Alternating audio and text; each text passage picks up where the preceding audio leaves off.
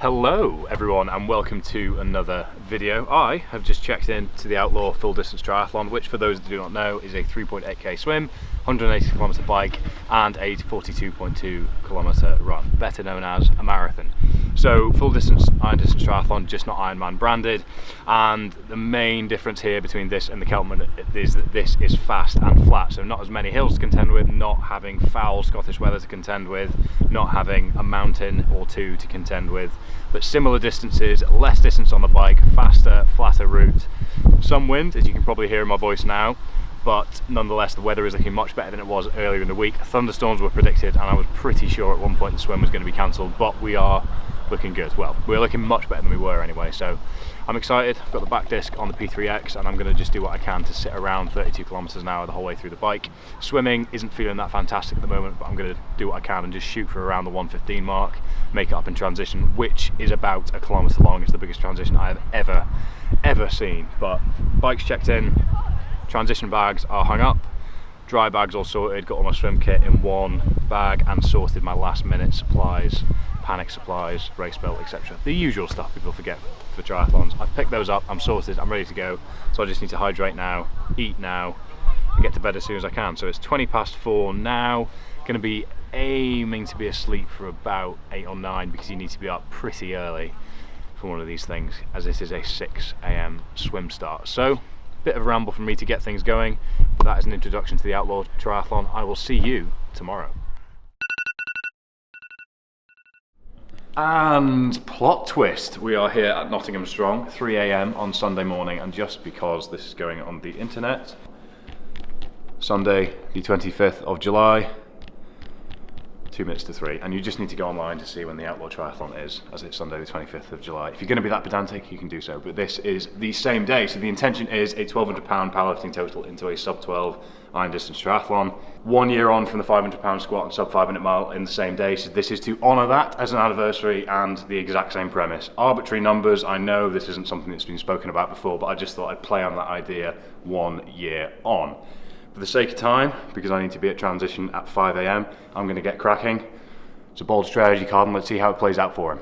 It's a bold strategy, Cotton. Let's see if it pays off for him.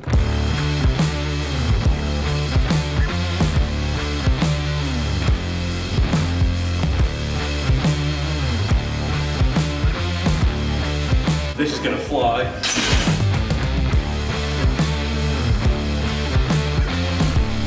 So, just warming up at 160 kilos here, and 1,200 pounds for reference is 545.5 kilos, so I'm going to go 546 kilos today, as Nottingham Strong has microplates, being the sick place that it is. So I've gone 70 for 5, 120 for 1, I'm doing 160 for 1, 185 for 1, 205 on squat for 1, then the aim is 121 kilo bench press, and then a 220 kilo deadlift, and that's 1,200 pounds, so feeling really quite solid, to be fair. I could feel a lot more tired than I suspected I would at this time in the morning, so false sense of security, perhaps, we shall find out.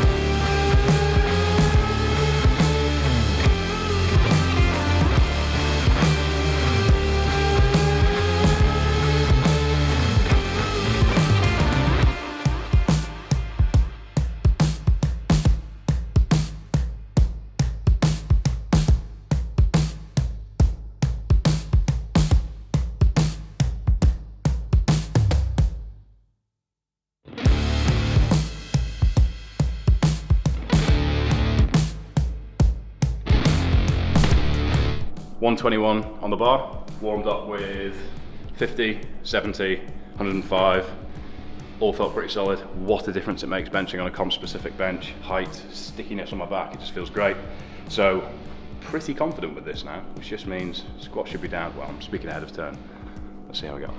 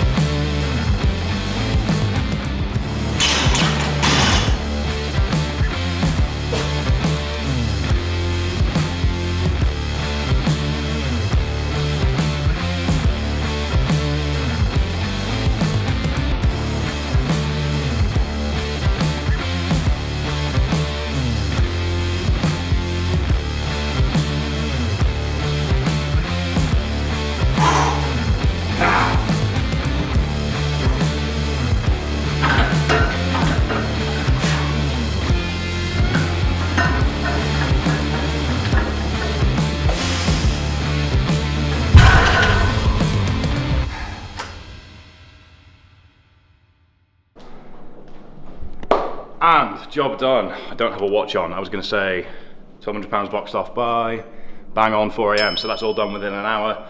We have 205 squat, 121 bench, 220 kilo deadlift, which makes a 1,200 pound or 1,200 pound or 1,200 pound. Good save, Fergus. Total 545 and a half, so 546 kilos total. I now have 1 hour to get to the transition zone for the Outlaw Triathlon before I'm faced with an 3.8k swim in bang on 2 hours from now. So this is quite niche. Let's go.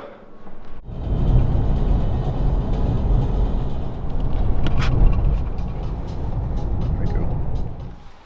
Change of singlet into a tri-suit. Just heading to transition now. So got all my food and bike computer in here. All my wetsuit, swimming stuff, etc. is in there, as well as a few more things to put on my bike. Parked up, transition's just over that way, but I'll see you at the race start, I guess.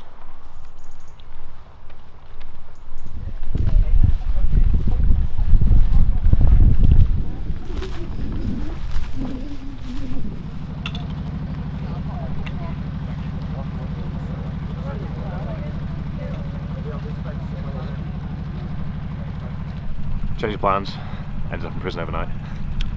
Just kidding, I make myself laugh, I truly do. Anyway, in transition, just past 5 AM, which means I can't come back out. Bit of a panic running back to the fence to get my inhaler, which I forgot. All my food and fluids I brought in this morning. Everything else transition wise I brought and hung up over in the bike run tent, which is over here, and then the swim bike tent is far end. It's a huge transition zone. So all food's on the bike. I don't actually plan on stopping or using aid stations other than for water. So just, yeah, trying to put out the best bike time I can really. But in terms of what happens now, I've got an hour where I don't have much to do. I need to try and scaff some electrical tape from someone as well, just to cover my back disc. And then I've just got to get into my wetsuit, body glide up, and then crack on with it really. So got an hour and, no I don't, I've got 57 minutes, got my inhaler, everything else is sorted. See you at the race start.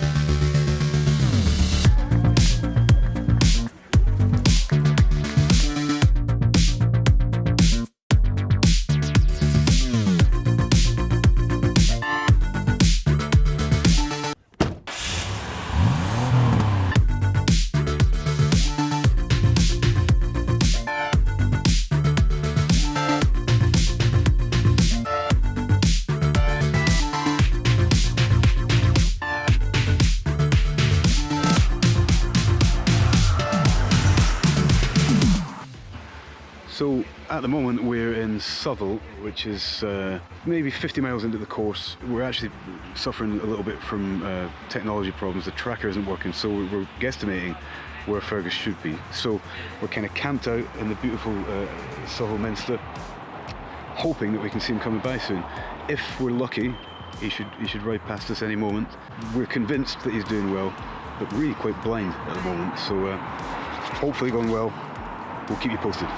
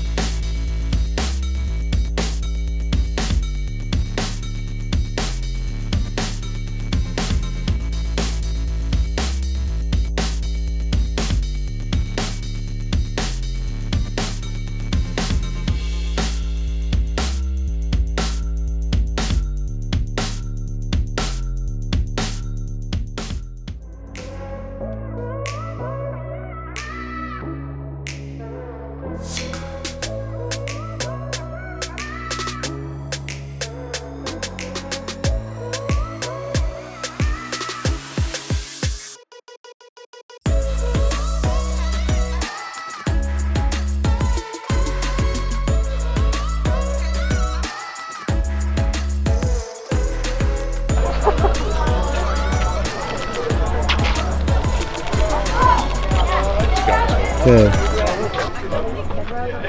Oh my god. That was... I threw up with 8k to go. Oh, did you? Yeah. Oh shit. Stomach was clearly needing it then. Your neck. I know. I had to redline for the last 18 minutes. Did you get it? I did. I did. I fully thought I was out of the game with about, I don't know, it's all a bit of a blur now. I need to go to sleep. I'm very tired.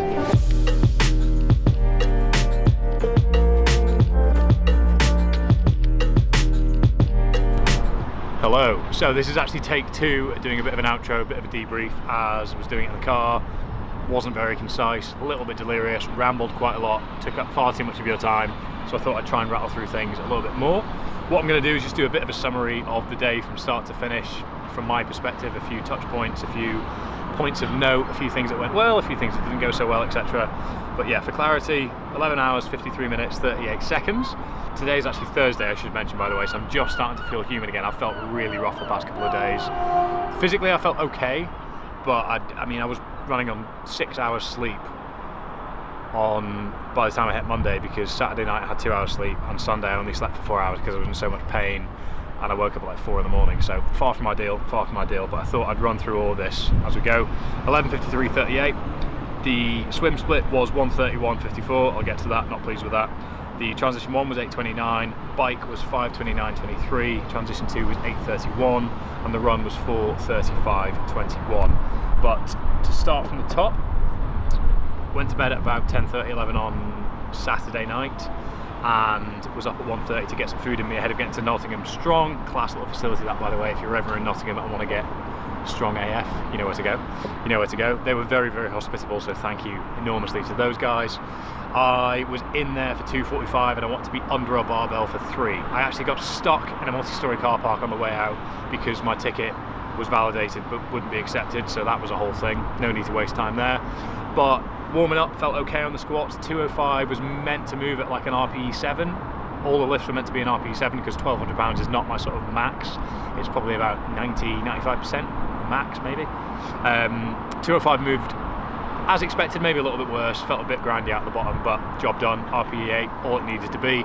Bench warm-ups felt fine, and then the top single actually felt pretty bad. More of an RPE 8.5, 9. Don't know why, just a bit of a sticking point in the middle. Let's blame lack of sleep. But the first thing I said when I got off the bench, don't know if you've seen this in the video already, was that's going to hurt my swim. It did, but we'll get onto that. Then deadlift, I went 70, 120, 170, 200 and 220, so pretty short warm-up, got through it pretty quickly. Felt fine, felt solid, felt speedy off the floor. And again, for context, I reckon I could pull probably about 240 at the moment. Squat, I had 2 sets of 1 at 220 like a month ago, so just for context, working at about 90%-ish on all these lifts here. But got that out of the way. Got some food in me, back in the truck, was feeling pretty solid. I was feeling quite awake at this point actually, that's obviously adrenaline running. And then got to transition with plenty of time, so I was there for 4:45, needed to pump up my tyres, needed to strap and lock in my nutrition onto the bike, needed to just sort of clear my bowels, get everything set up, get everything ready to go, switch on a bit mentally, and just immerse myself in the setup a little bit. Felt solid, but actually one thing I didn't mention was the second I put my last deadlift down, the first thing I said then, I was very vocal during this lifting session, was my stomach feels weird. It just felt like my stomach did a tumble turn. I felt really quite odd. Undid my belt and felt like there was a lot of pressure in there, so I thought, that doesn't feel great, that might catch up with me later on.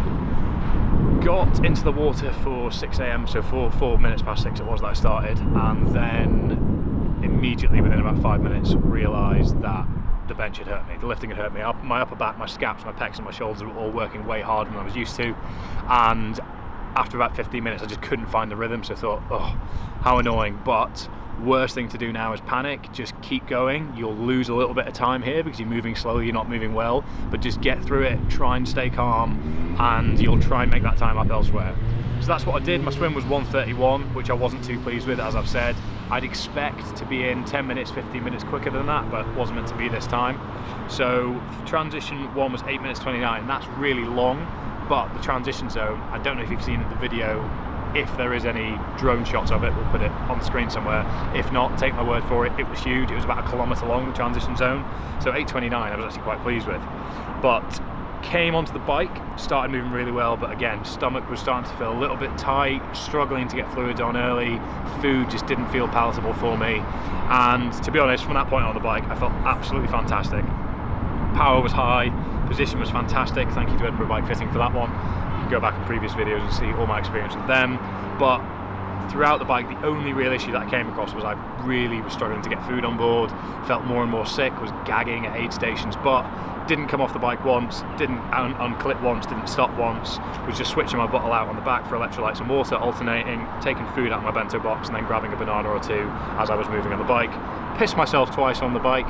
Nice touch, Fergus. But yeah, that allowed for more speed. So actually on bike split, I came in at 185th out of about 1,400 people overall. So my bike split time I was really pleased with. Given that I came 304th overall on my time out of about 1,200, because there were about 200 DNFs, I was really pleased with the 185 finish on the bike split, because I'm heavier, not that used to doing that sort of distance in the grand scheme of things, but pleased. So came into the bike, and transition 2 was, as I said, sort of 8:31, and transition 2, same story, got all that distance to cover, came into it feeling pretty solid, but again was starting to be a bit conscious that my stomach had been feeling awful. I slowed down a little bit for the final 40k on the bike, just to give myself a little bit more energy going into the run, but the stomach issue started to catch up with me a little bit, so I was worried that I wasn't taking on enough food, enough fluid, and felt like a bit of a ticking time bomb before that was going to catch up with me. But got through the first 16k of the run at just under a 6-minute kilometre pace, felt really solid. Then my stomach just became supercharged with discomfort. I felt awful, I was really fighting. Every aid station I was walking through, so the tactic was every aid station, walk through it, sip, bin, consume, walk, keep moving. When I feel okay, digested, go again. And then every aid station from the kilometre 16 point onwards, my real focus was just not throwing up. So I was hovering over bins, stopped, sipping, gagging, chucking in the bin and going. Held on, and with 8k to go, threw up violently. The funniest thing is, I actually ran past somebody about 15 minutes beforehand who was throwing up, and I was like, oh mate, you okay, do you need help? And he was like, no, just keep going. I was like, yeah, cool. And then a few kilometres later, I was the one throwing up, and he actually ran past me. So I don't know whether there's some karma, some irony in there. There's definitely something, but it made me laugh afterwards, not at the time. But the last 8k, once I'd thrown up, I honestly felt pretty hollow and really had to scrape the bottom of the barrel to get there under the 12-hour mark. But I had some flat coke, I had some gels and a banana, and that gave me all the energy that I needed to get to the finish. But I was very dehydrated when I got to the finish because the heat and the humidity was way higher than anyone expected. And if you look in the run times, my run time was about 4:35, which is about 35 minutes faster than I would have hoped for. I was hoping for sub 4, but the average run time is slower than people were expecting because of the heat, because of the humidity. It definitely made it much harder to stay on top of fluids and nutrition. So overall, all things considered, very pleased with that. Very pleased to have boxed that off. Some things could have gone better, some things could have gone worse, but that's the nature of a race like this. There's so many variables at play. And given that it's Thursday already, the internet already has a fair few opinions on things. And for those that are saying that a £1,200 powerlifting total in itself is not elite, you're correct. And a sub 12 Ironman is not elite, you are correct. But I never claimed it was elite. And the whole point of this was that it is challenging to do them side by side and in the same day. So if you're one of those people that's missed the point, I think you're probably beyond help at this point, I'm afraid. But nonetheless, moving on. That's just me getting angry at people on the internet, which I don't need to do. But the main takeaways for me were, I put an Instagram poll out on my story asking what people thought was more difficult, the £500 squat and sub 5 minute mile on the same day, or this, and the vast majority voted for this. Training for the sub 5 minute mile was soul destroying, lung busting, pain inducing, horrible. really, really tough, really, really focused sessions, but they were short, you knew what was coming, you could get through them. This is a completely different sort of challenge, and overall I'd say that this was harder to maintain that top end strength while spending so much time in aero position, so much time at the weekends doing volume, and managing around all the strength training, when some days I'd go into the gym and just get split in half by weights that I should be able to do with my eyes closed. So that made it even more psychologically challenging, and obviously the duration made it really quite tough. But I think at this point I'll leave you to form your own opinions. Please do let me know what you think of the day, the experience, the video, the sort of challenge in itself in the comments down below. I had a really good time doing this. At the end of the day, I only do these things first and foremost for myself, because I like to push myself and challenge myself. There's not much ego behind this. I do this because after my suicide attempt in 2016, I just really enjoy seeing how far I can push myself, how creative I can be with these challenges, and how much I can bring people on this journey with me, because at the end of the day, I've gained so much as a person from training like this, from exploring myself, my surroundings like this, that I hope that you can too. So if at any stage you do enjoy the video, please do drop it a like, please do comment down below if you haven't already, and I can't believe why you wouldn't have done. Please do hit subscribe down below. I think that's enough of a debrief from me. If you do have any questions or feel like I've missed anything, please do comment down below. There's a few more details over on my Instagram as well, but without writing an essay or going into my bloody HRV data and my Wolf data, etc. in the water, I think this could be death by detail. So I'm going to call it there. Thank you very much for watching, and see you next time.